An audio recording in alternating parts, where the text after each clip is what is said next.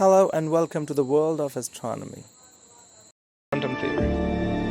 At a fundamental level, both radiation and matter have characteristics of particles and waves.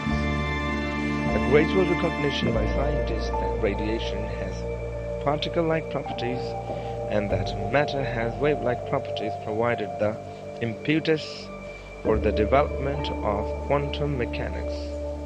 Influenced by Newton, most physicists of 18th century believed that light consisted of particles which they called corpuscles or corpuscles. From about 1800, evidences began to accumulate for a wave theory of light.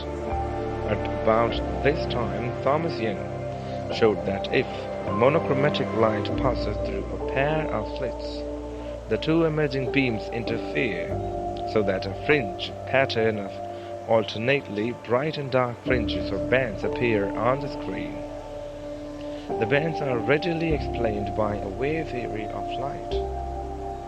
According to this theory, a bright band is produced when the crest and the trough of waves from the two slits arrive together at the screen, and a dark band is produced when the crest of one wave arrives at the same time as the trough of the other, and the effects of two beams cancel.